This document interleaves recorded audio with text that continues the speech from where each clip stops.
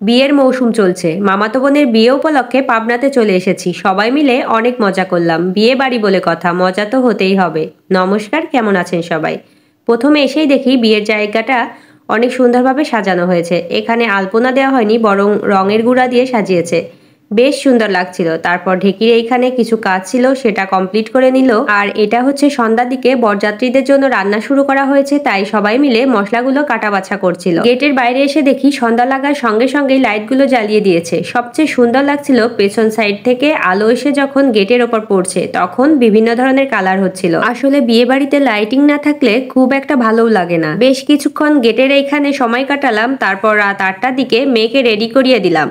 বক্সে গান চলছে দেখে তার আর সহ্য হচ্ছে না, নাচতে হবে, তাই রেডি করে দিতে হলো। এমনিতেও সাজুগুজু তার একটু বেশিই পছন্দ। ভাব দেখে মনে হচ্ছে কারোর সঙ্গে ঝগড়া চলছে, কিন্তু না, তার কথা বলার ধরনটাই এমন। অতিরিক্ত চঞ্চল হলে যা হয়। মেয়েকে রেডি করে দিয়ে তারপর আমি রেডি হয়ে নিলাম। খুব আস্তে ধীরে বেশ অনেকটা সময় নিয়ে রেডি হয়েছি, কারণ বিয়ে 11টার লগ্নে। আমার বরমশাইয়ের সঙ্গে একটু ভিডিও করে নিলাম। আর রাত 12টার পরে বর চলে এসেছে শুনে গেটে এসে দাঁড়িয়ে আছি। রাত 11টার লগ্নে বিয়ে, অথচ বর এসেছে রাত 12টার পরে। ভাবা যায় এইভাবে সেজেগুজে ধৈর্য কি আর থাকে? যাই হোক, বর আসার পর আমার বড় মামি ঘিয়ের প্রদীপ দিয়ে জামাইয়ের মুখ দেখে নিল, যেটা নিয়ম আছে আর কি। তারপর আর যা নিয়ম কানুন ছিল সেগুলো কমপ্লিট করে বর এসে তো বসলো চেয়ারে। সব শালিগুলো মিলে যেসব উল্টাপাল্টা শরবত আর যেসব উল্টাপাল্টা মিষ্টি তৈরি করেছিল, সেগুলোই নতুন জামাইকে খাওয়াচ্ছিল। আর গেটের সবচেয়ে বড় আবদার হলো টাকা। তবে টাকাগুলো তো আর সহজে পাওয়া যায় না। অবশেষে টাকা দেওয়ার পর বরকে বাড়ির মধ্যে তো আসতে দেওয়া হলো। আর এসেই ছেলে পক্ষের গুরুজনেরা কনেকে আশীর্বাদ করছিল, মানে আশীর্বাদ পর্বটা সেরে নিল। বড় ওদিকে বিয়ের মণ্ডপে বসে পড়েছে। বেশ কিছু নিয়ম কানুন আছে, সেগুলো পালন করছে।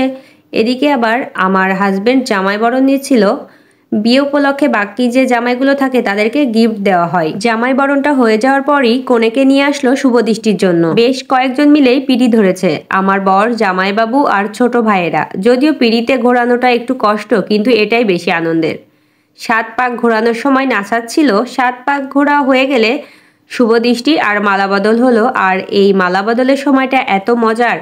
কনে পক্ষ উঁচু করে ধরেছে, সেটা দেখে বরের পক্ষের লোকও উঁচু করে ধরেছে। তবে ভয়ও লাগে, কারণ ছোট একটা পিঁড়ির ওপর বসে থাকা। বিয়ের দিনগুলো একটা মেয়ের জীবনে যেমন আনন্দের, তেমন অনেক বেশি কষ্টেরও। যে বাড়িতে এতগুলো বছর পার করলো, সেই বাড়ি ছেড়ে এখন চলে যেতে হবে। তারপর আবার নতুন পরিবেশের নতুন মানুষগুলোর সাথে মানিয়ে নেওয়ার একটা ব্যাপার আছে। অনেক আনন্দের সাথে তো মালা বদল হয়ে গেল। মালা বদল শেষ করে বর কনেকে বিয়ের মণ্ডপে নিয়ে আসা হলো। এখানে আবারও নতুন জামাইয়ের হাত ধোয়াতে গিয়ে শালিরা হাত বেঁধেছে টাকা আদায়ের জন্য। টাকাগুলো দেওয়ার পর নতুন জামাই ছাড়া পেয়ে বিয়ে করতে বসলো। এদিকে পুরোহিত 4 হাত এক করে দিয়েছে।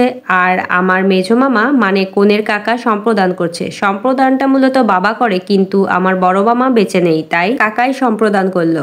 এখানে বিয়ের নিয়মকানুন শেষ করার পর ঘরে গিয়ে কিছু নিয়মকানুন ছিল, সেগুলো পালন করা হয়েছে।